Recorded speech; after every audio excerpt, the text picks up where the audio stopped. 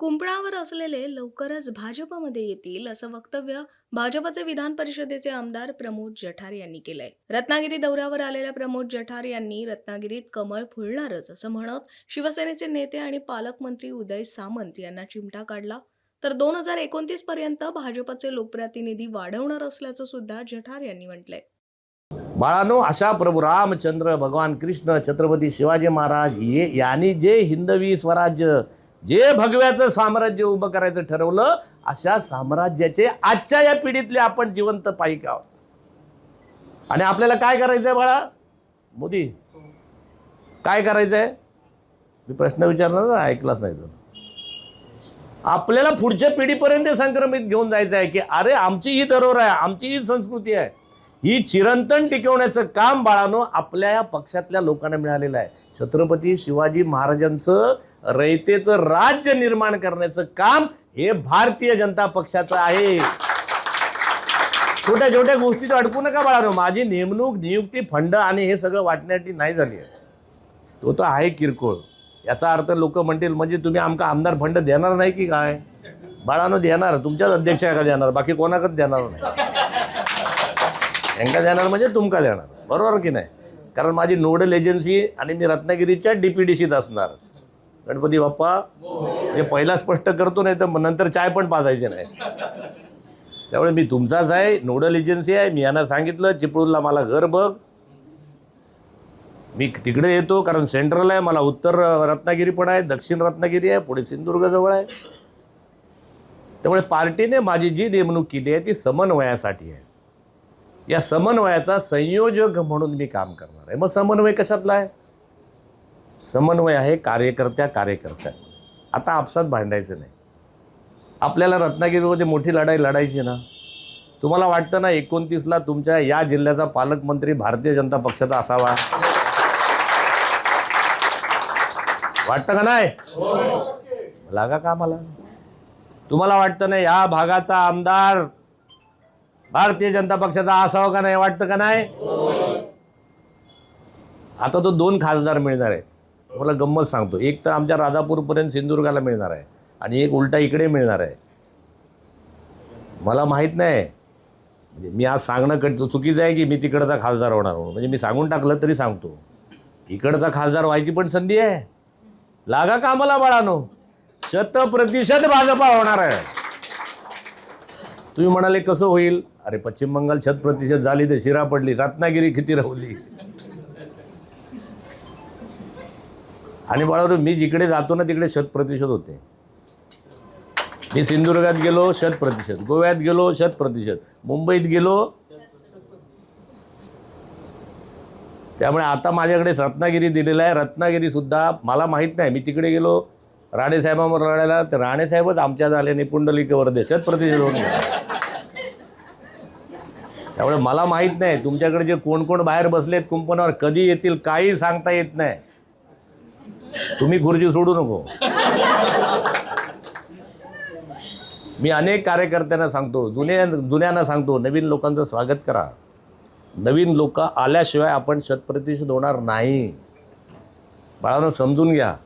नवीन आलेल्या मंडळीचं स्वागतच झालं पाहिजे, त्यांचा सन्मानच झाला पाहिजे. आणि ते एकदा आपल्यात आले, आपल्याबरोबर वावरले की त्या मंडळींना कळतो अरे ही तर फार सुंदर पार्टी आहे, हे फार चांगली लोक आहेत, यांची विचारधारा निराळी आहे.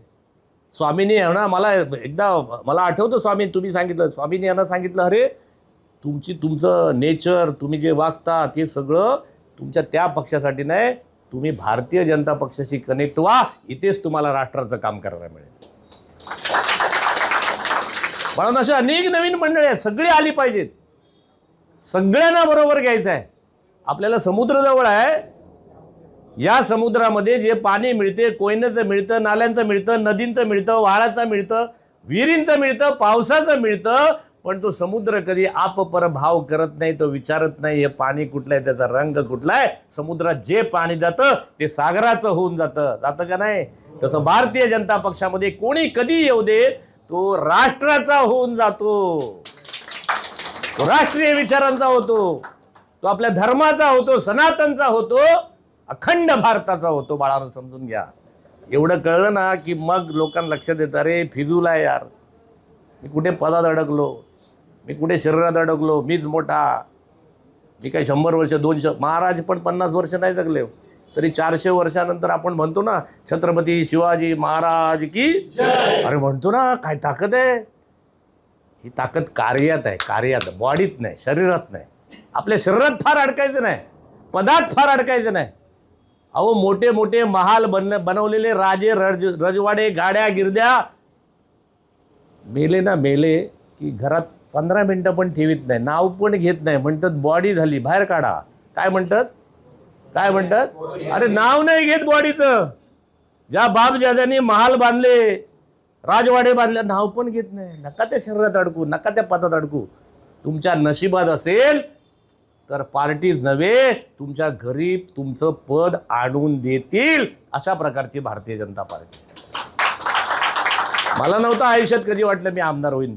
मी गेलो आणि मी त्या एवढ्या जंगलच होतं तेव्हा आमचं, म्हणजे ते सगळं राजच तसं होतं, तरी झालो ना. मला सोडा, समोरच्यांना 10 लोकांना अटॅक आले. या कसा जिंकला. बाळासाहेबांनी मला बोलवलं, अरे मर्द आहे म्हणले तू. मी म्हटलं साहेब मी मर्द वगैरे काय नाही, मी लढलो, देशासाठी लढलो. गडकरींनी मला विचारलं होतं जाणार का सिंधुदुर्गात. म्हटलं साहेब सिंदूर छोडो, मैं पाकिस्तान में जाने के लिए तयार. आपण पाकिस्तानवर भगवा झेंडा पडू. असा लार्जर विचार केला ना बाळांनो, की आपल्याला लक्षात येतं आपण खूप मोठ्या धरोहरचे पाय. Low aim is crime. APJ Abdul Kalam वाचा अग्निपंखवर. Low aim is crime, think big you will get big. तुम्ही आजपासून समजा आपण या मोठ्या पक्षाचे वारसदार आहोत. आपण छोटे नाही, किरकोळीत नाही. ठीक आहे, आज नसतील 2-4 प्रतिनिधी कमी असतील, हे सरकार आपल्या बापाचं आहे. आजपासून कामाला लागा, आपल्या हेतूपासून ढळू नका. हे बघा, ही सरकार पदं ही सगळी साधनं आहेत, साध्य नाही. आपलं एम, आपलं टार्गेट आपल्याला अंतिम माणसापर्यंत पोहोचायचं आहे. माझ्या चिपळूणमध्ये, माझ्या गावामध्ये, मंडलामध्ये, तालुक्यामध्ये, जिल्ह्यामध्ये एक सुद्धा माणूस गरीब राहता कामा नये, अन्न पाणी वस्त्रापासून वंचित राहता कामा नये. That is our motto. बाळाने हे समजून घ्या, आपली पोटं भरले, आपण चांगले वागलो, पण गरीब माणसं हे पोचण्याचं आपलं सरकार तिथपर्यंत पोचवायचं आहे.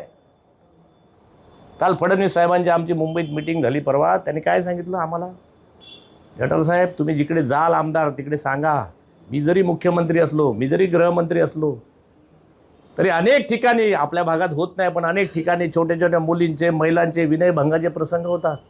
त्यांनी सांगितलं मी होम मिनिस्टर, समजा भारतीय जनता पक्षाचा प्रत्येक कार्यकर्ता होम मिनिस्टर आहे, आणि असा आमच्या माता भगिनीवरती असा जर प्रसंग आला, छत्रपती शिवरायांची आण आहे तुम्हाला.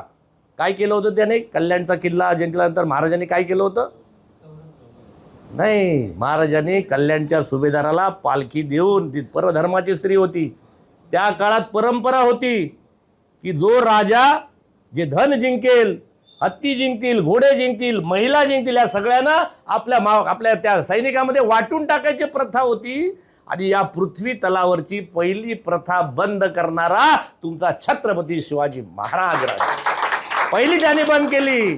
त्या परस्त्रीला त्या ठिकाणी पालखीत बसवलं, सांगितलं मावळ्यांना परस्त्रीला माते समान माना, ती मग तुमच्या धर्माची असं. बाळानो, हे आपल्या महाराजांनी सुरू केलं, माझ्या राजानो.